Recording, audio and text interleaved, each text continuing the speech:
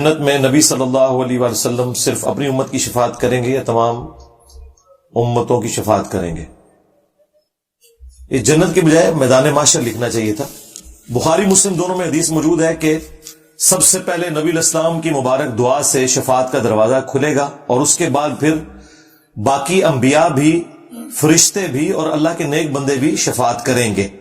صرف انبیاء تک یہ شفاعت نہیں ہے، اور اللہ کے نیک بندوں سے مراد وہ لوگ ہیں جنہوں نے واقعی اللہ کے لیے کمٹمنٹ شو کی ہے، اپنی عبادت نہیں کروائی بلکہ اللہ کی عبادت کی ہے۔ تو یہ عقیدہ بالکل ٹھیک ہے۔ شفاعت رسول کا عقیدہ صلی اللہ علیہ وآلہ وسلم، اس پہ تفصیلی ویڈیو میری دیکھ لیں۔ کیا جنات سمندر میں، آسمانوں پر اور پہاڑوں میں جا سکتے ہیں؟ بالکل جا سکتے ہیں جی، اللہ تعالیٰ نے انہیں طاقت دی ہوئی ہے۔ اور نبی علیہ السلام سے پہلے تو ان کی فرشتوں کے ساتھ بھی کافی الیک تھی، اس کی وجہ سے کافی ساری خبریں بھی لیک کر دیتے تھے۔ اب اکا دکا بات کوئی لیک ہو جائے، ادروائز آسمان پہ پہ رہے ہیں۔ علم نجوم کے اوپر میری تفصیلی ویڈیو دیکھ لیں، اس میں بھی میں نے اس ٹاپک کو ڈسکس کیا ہے۔ جس گھر کے قریب مسجد ہو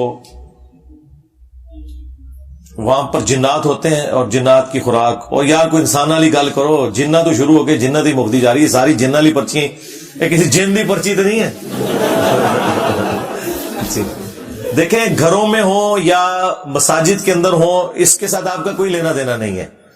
اس کی وجہ یہ کہ آپ اس طرح فیل نہیں کر سکتے، الا یہ کہ کبھی وہ انسانی شکل میں سامنے آ جائیں تو ان کے لیے کوئی جگہ تنگ نہیں ہوتی۔ ہمیں حکم یہ ہے کہ ہم جب ٹوائلٹ جائیں گے تو ہم نے دعا کرنی ہے۔ صحیح بخاری میں حدیث ہے، اللہم انی اعوذ بک من الخبث والخبائث، اے اللہ میں شریر جنوں اور جنیوں سے تیری پناہ میں آتا ہوں۔ بس یہ آپ نے دعا کرنی ہے تاکہ وہ کوئی خطرناک معاملہ نہ ہو۔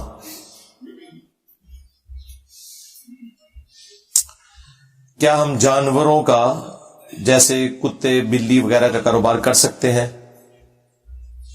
کتے اور بلی کا کاروبار کرنے سے نبی علیہ السلام نے خرید و فروخت کرنے سے منع فرمایا۔ ہاں، بغیر خرید و فروخت کے آپ کتا پالیں حفاظت کے لیے یا شکار کے لیے، وہ تو قرآن میں بھی اجازت ہے اس کی، اور بلی آپ ویسے پال سکتے ہیں، اس میں کوئی مسئلہ نہیں ہے، لیکن خرید و فروخت کرنا منع ہے۔ اور بلی کا تھوک بھی پاک ہے، صرف بلی کا، کتے کا تھوک نہ پاک ہے۔ میرے ماں باپ گھر والے نماز نہیں پڑھتے، مجھے ان کی آخرت کی بہت فکر ہے، یہ نماز پڑھے بغیر جنت میں جا سکتے ہیں؟ بھائی جو نماز پڑھ رہے ہیں انہیں بھی بڑی محنت کرنی پڑے گی جنت میں جانے کی، اور نماز نہ پڑھنے والے تو سیدھا سیدھا جہنم کا ایندھن ہے۔ قرآن میں واضح ہے کہ جہنمیوں سے جب پوچھا جائے گا کہ کس چیز نے تمہیں جہنم میں پہنچایا، تو وہ کہیں گے قالوا لم نک من المصلین، ہم دنیا میں نماز نہیں پڑھا کرتے تھے۔ نماز تو یعنی مسلمان ہی نہیں جو نماز نہ پڑھے۔ اس کے اوپر میری تفصیلی ویڈیوز ریکارڈ ہیں۔ باقی گھر والوں کو سب سے پہلے اللہ کا تعارف کروائیں جی۔ جب تک اللہ کا تعارف نہیں ہے، کوئی شخص اللہ تعالیٰ کی شریعت کو، اس کے احکامات کو کبھی سیریس نہیں لے گا۔ یہ اکثر لوگ پوچھ رہے ہوتے ہیں، بھائی خدا کا تعارف کروائیں لوگوں کو پہلے، انہیں پتا چلے کہ اللہ کوئی بوڑھی نانی اماں نہیں ہے کہ جس نے ایک شغل میلہ لگایا اور اینڈ پہ سب کو چھوڑ دینا ہے۔ وہ اپنے معاملات کے اندر بہت سخت ہے، سیدھی سی بات ہے۔ تو اللہ کا تعارف کروائیں اور دعا بھی کریں۔ عشاء کی نماز میں وتر پڑھنا لازمی ہے۔ وتر الگ سے ایک نفلی نماز ہے، اس کا عشاء کی نماز سے تعلق کوئی نہیں ہے۔ ہاں، عشاء کی نماز کے ساتھ پڑھی جاتی ہے، سنت ہے، نبی علیہ السلام سے تینوں طریقے سے سنت ہے۔ عشاء کے فوراً بعد پڑھنا بھی نبی علیہ السلام سے ثابت ہے، اور درمیانی حصے میں نماز کو ڈیلے کر کے پڑھنا بھی ثابت ہے، اور رات کے آخری پہر اٹھ کے پڑھنا بھی ثابت ہے۔ عشاء کی نماز 4 رکعت ہی ہے۔ یہ وتر جو ہے یہ سنت نماز ہے۔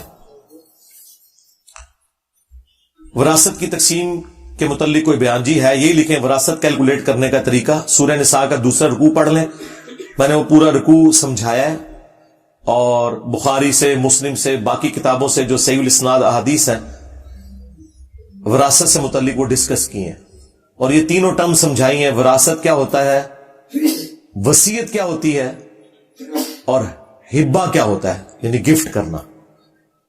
یہ ساری تفصیلات میں نے اس میں بتائی ہیں۔ اسے کتاب الفرائض کہا جاتا ہے احادیث کی ٹرم میں، وہ چیپٹر جس کے اندر وراثت کے احکامات آتے ہیں۔ میت کے نام کا صدقہ کرنا کیسا ہے؟ کرنا چاہیے، نبی علیہ السلام نے ترغیب دلائی ہے۔ قرآن میں تو واضح ہے کہ ربنا اغفر لنا ولاخواننا الذین سبقونا بالایمان، اہل ایمان کی نشانی ہے کہ وہ اپنے سے پہلے فوت شدہ لوگوں کے لیے دعائے مغفرت کرتے ہیں.